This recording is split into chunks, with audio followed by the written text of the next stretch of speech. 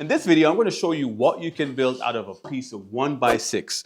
Actually, this is like 8 inches wide, but for the sake of this video, let's pretend it's 6 inches because we're going to cut it down anyways. Let's get into it. Wait, hold on. I don't have a drinking problem. Just going to let you know. Or do I?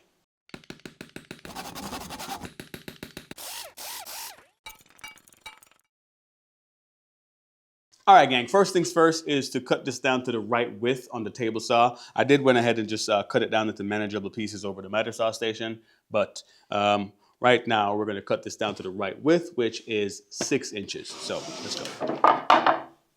And back by popular demand is the table saw voice. If you don't know what I'm talking about, you absolutely need to go check my previous video out. So now I have to reenact the sound of the table saw. Now here goes. Come on. Oh my God, that's terrible. Okay, I gotta give this another go, guys. Hold up.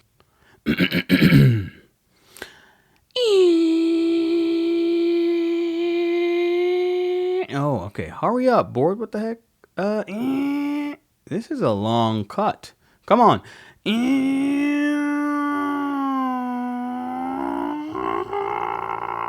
Woo, yeah, absolutely. There you go, guys.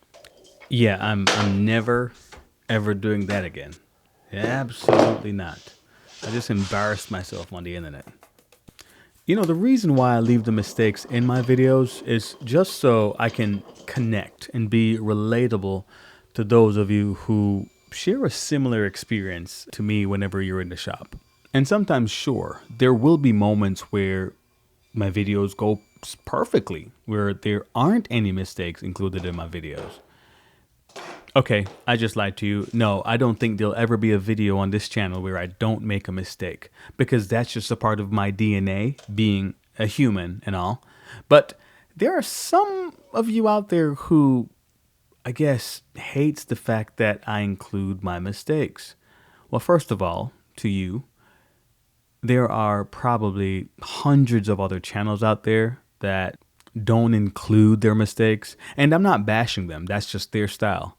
But that is not my style. That's not how I want to connect with you, my audience. And while we're on the topic of mistakes, I wanted to round over these corners, and I came up with this brilliant idea to use a can and then mark the starting point and the end point, and then kind of trace it around and get the same radius every single time. But that wasn't the case. That did not work because obviously, as you're seeing there, I can move the beginning and end points, and that will not be the same radius all the way around. If I had some sort of stop block on there on both sides, that would be perfect. You know, like the ones they have on those routers for the corner jigs. Wait, no, jigs for corners using a router. You know what I'm talking about. I don't have one of those. That would have been perfect here. So I just had to use a can. But it is what it is. It worked for the most part. But again, wait, is this considered a mistake? Probably not. Probably not. This is just, let's call it an error. But not a detrimental error. Anyways.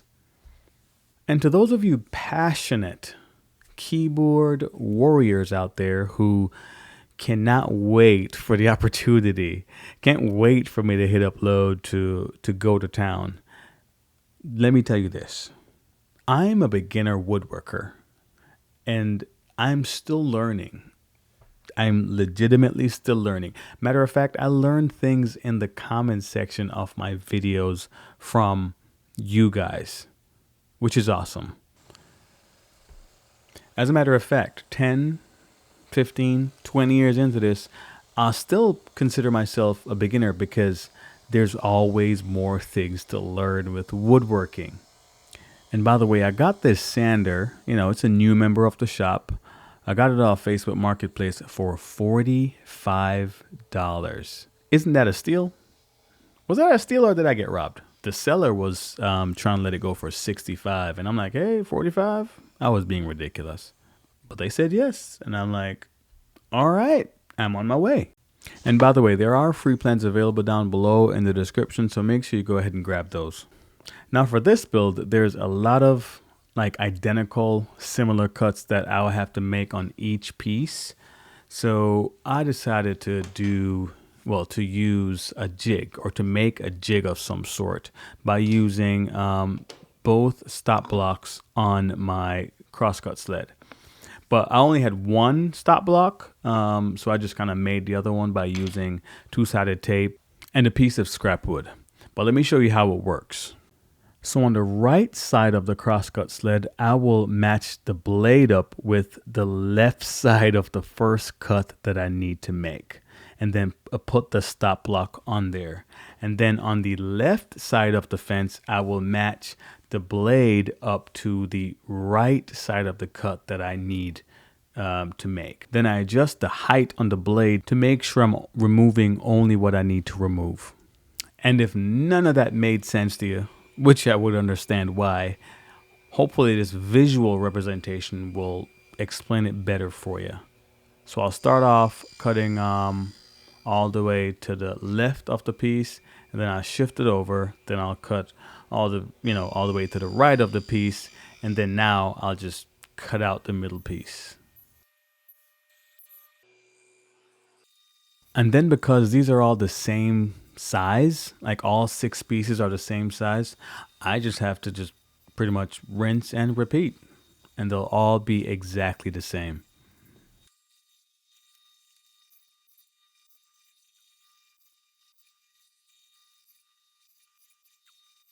Now that we're done cutting the grooves, next you need to hit that like button. And obviously, if you're not subscribed, what are you waiting on at this point? Just go ahead and hit that subscribe button and hype the video up so it can be, sent out there. YouTube is not being very kind to, my small channel at this time. I don't know why, but just go ahead and hit that, like I said, subscribe, like, and hype. Next up in the project is to mark the center of all these pieces and then bring them over to the drill press and cut out some 3-inch holes.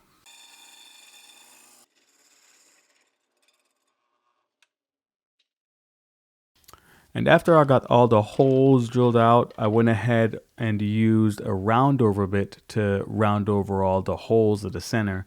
And no, I didn't accidentally turn the camera off. Why would I do that? I'm a professional YouTuber. Why would I turn the camera off when I need to film an important part? I wouldn't do that. Now to assemble all of this, the first thing you need to do is adjust your camera so the people who are watching can see the entire thing. Oh my gosh. And secondly, it's really easy to put together. It's very, very simple.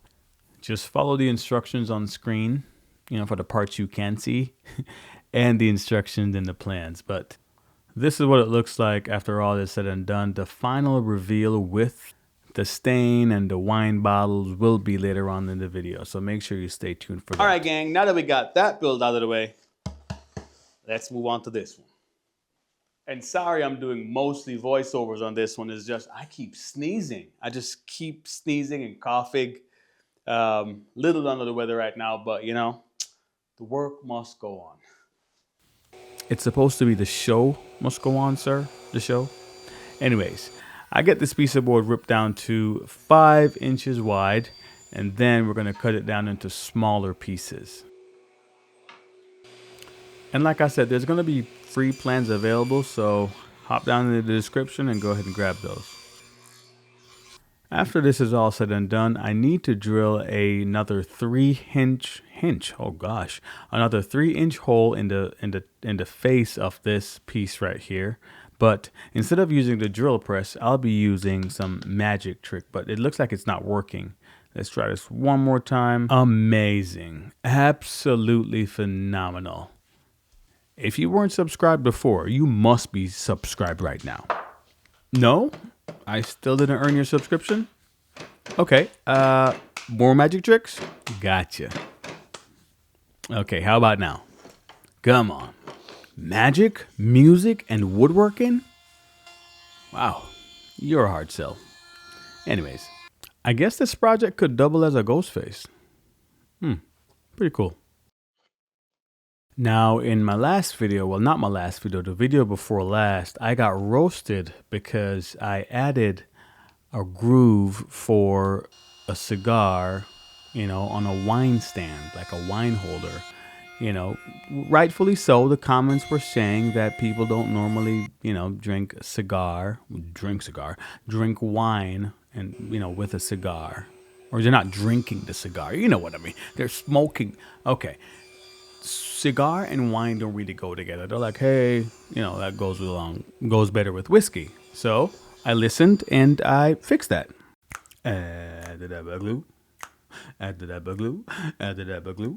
Hey, it's only right I sing the song because he's literally right there on my phone right now. I'm watching a live stream. And first of all, if you're not even watching the live stream, you are missing out. I promise you are missing out. Go ahead and check his live streams out and obviously his videos. But me watching the videos came at a cost. I'll show you here in a second.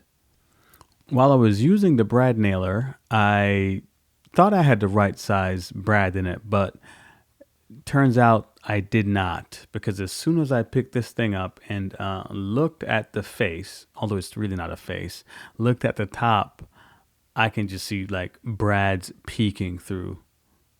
And yes, I blame BV. Bearded Viking, you owe me a face. Whoa, I mean a 5x8 piece of pine.